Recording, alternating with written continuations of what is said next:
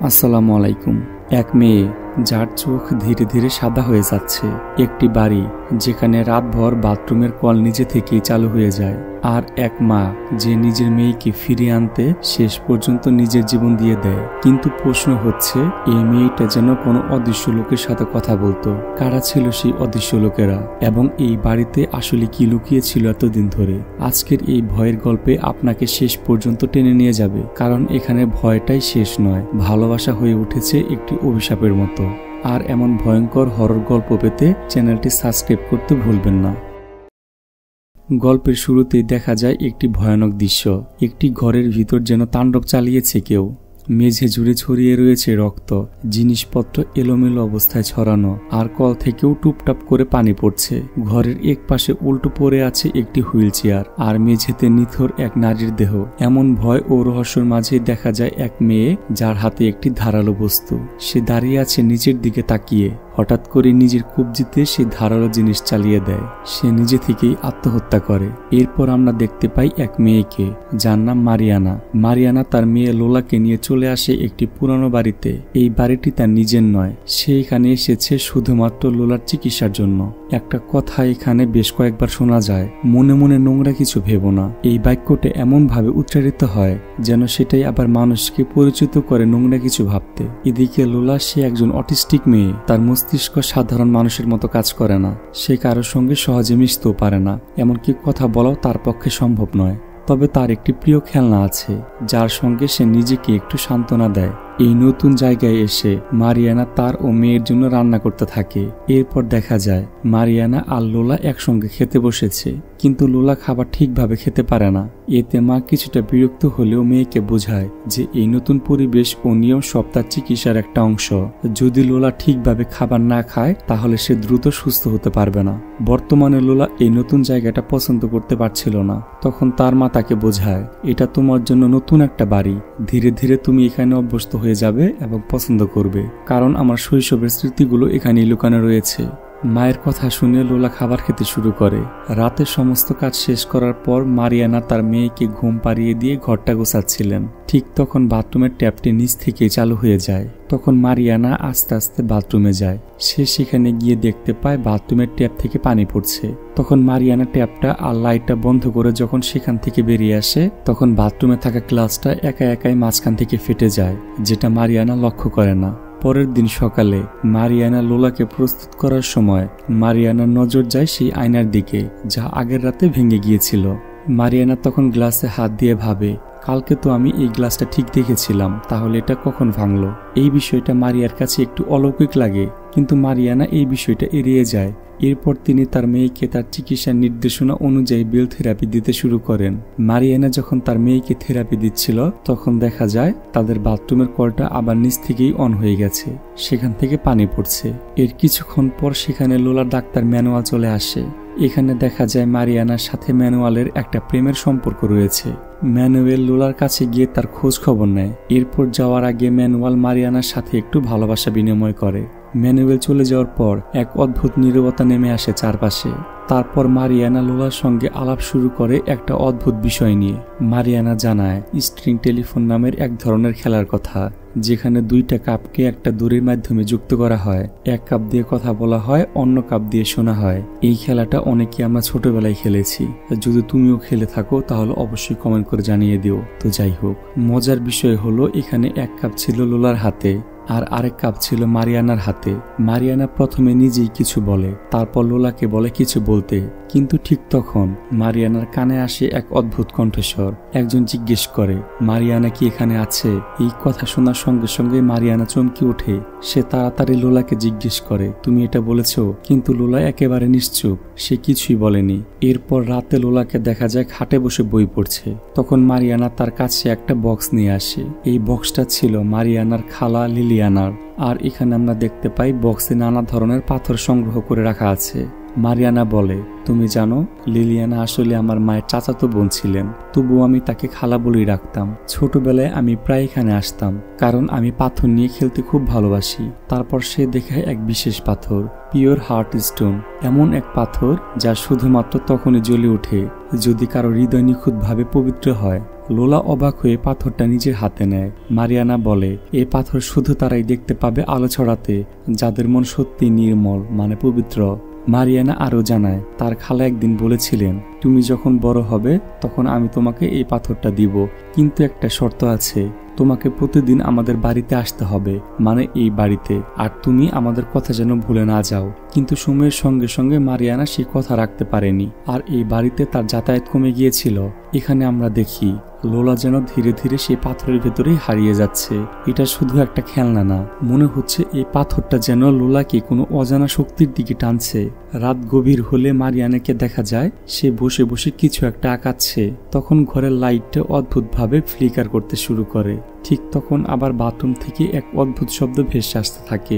Mariana ধীরে ধীরে এগিয়ে যায় বাথরুমের দিকে।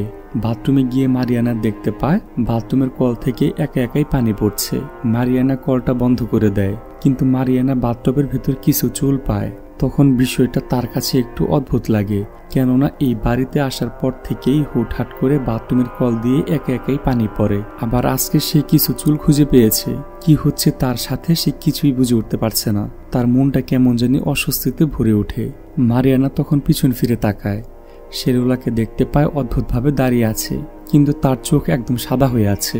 তখন মারিয়ানা দ্রুত গিয়ে তাকে জাগানোর চেষ্টা করে, আর লোলার চোখ তখন নর্মাল হয়ে যায়। লোলাকে জিজ্ঞেস করে, তুমি কি বাথটবে গিয়েছিলে? কিন্তু লোলা নিরুত্তর, সে কিছু বলে না, কেবল চুপ করে তাকিয়ে থাকে। পরের দিন সকালে লোলাকে আবার দেখা যায় সেই রহস্যময় পাথর নিয়ে খেলছে, আর মারিয়া তার কাজ করছে। ঠিক তখনই মারিয়ানার ফোনে কল আসে। ওপাশে অর্জিত জানায় আজ সে বাসায় ফিরতে পারবে না, তার কিছু জরুরি কাজ আছে। অর্জিত লোলার বাবা। এই কথা শুনে মারিয়ানা ক্ষেপে যায়।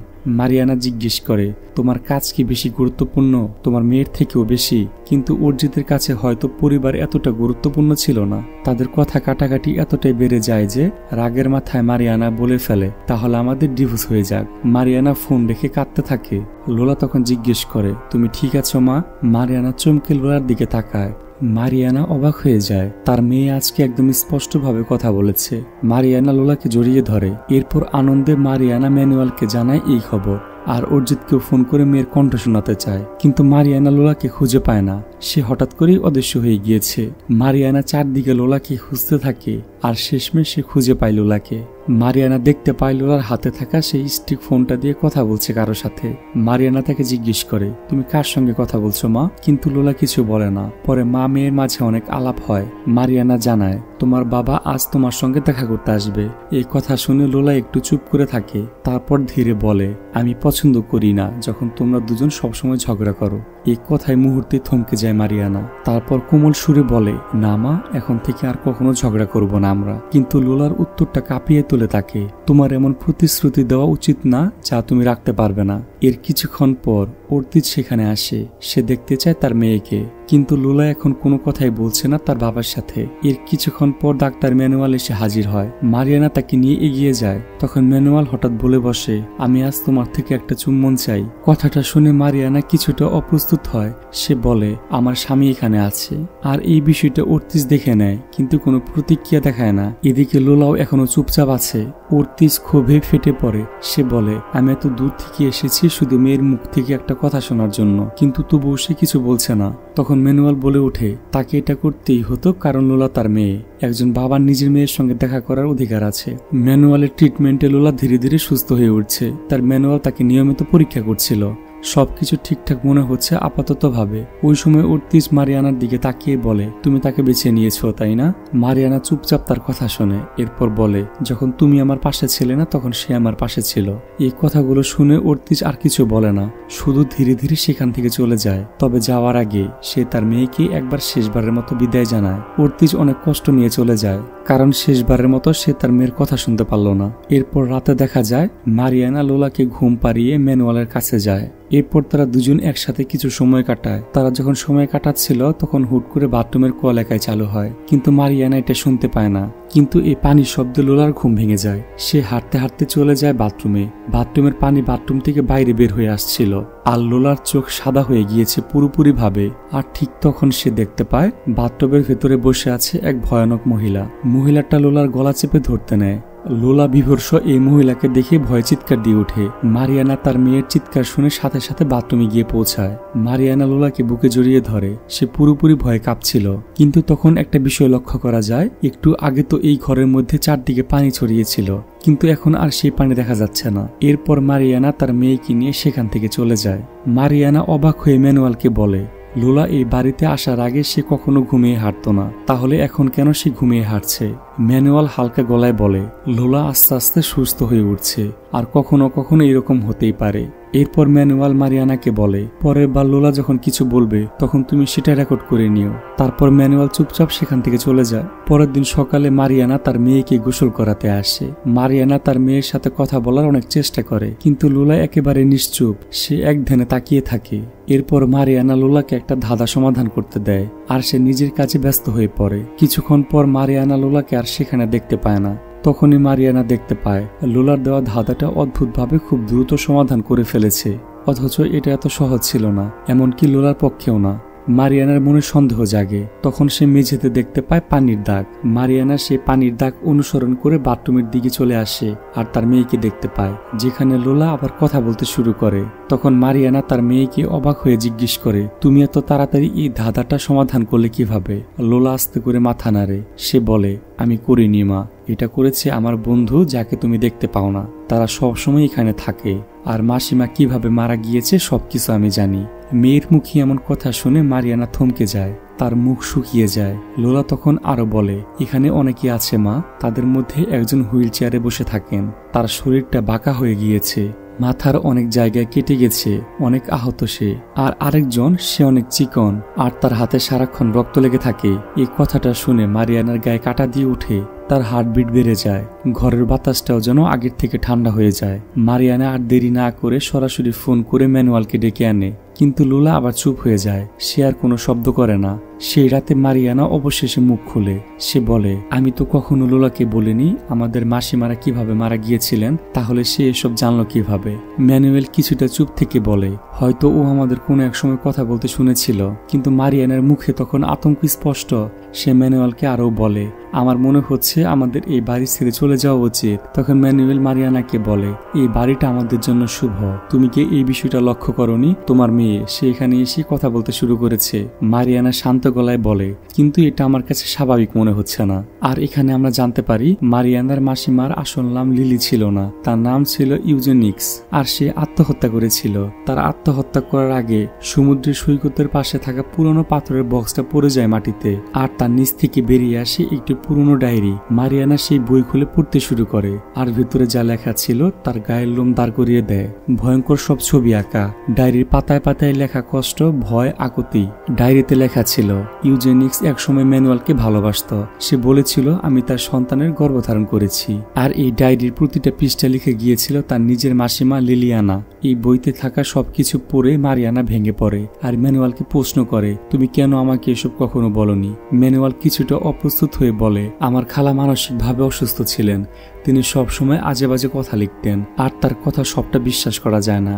কিন্তু মারিয়ানা বলে, সে শুধু ভালোবাসার কথা বলেনি, সে লিখেছে সে গর্ভে সন্তান ধারণ করেছিল, আর তুমি ছিলে সেই সন্তানের বাবা, আর তারপর সেই সন্তান হারিয়ে যায়। আর এইসব কিছু আমাকে লুলাও বলেছে।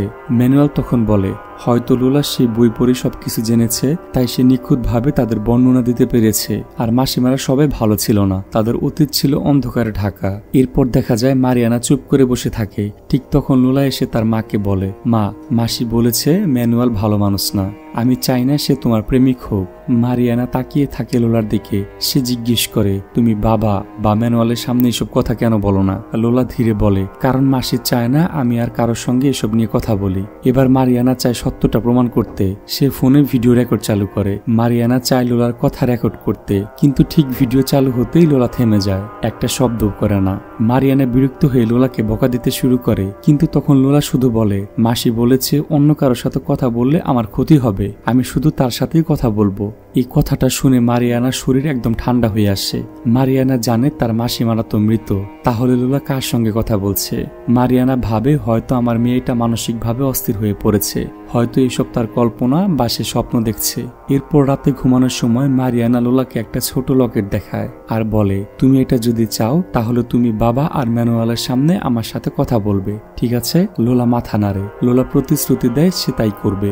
মারিয়ানার চোখে তখন হালকা স্বস্তি, কিন্তু এই স্বস্তিটা ছিল অস্থায়ী। এরপর সে ডায়েরিটা নিয়ে বাইরে বসে আর মারিয়ানা চায় পেছনের অশুভ ইতিহাস মুছে ফেলতে, তাই সে ডায়েরিটা পোড়াতে চায়, কিন্তু যতই চেষ্টা করে আগুন জ্বলে না। আর বাইরে তখন প্রচন্ড বৃষ্টি হচ্ছিল। ওই সময় টেবিলের নিচ থেকে ভেসে আসে এক অদ্ভুত শব্দ, কোনো কিছু যেন হামাগুড়ি দিচ্ছে।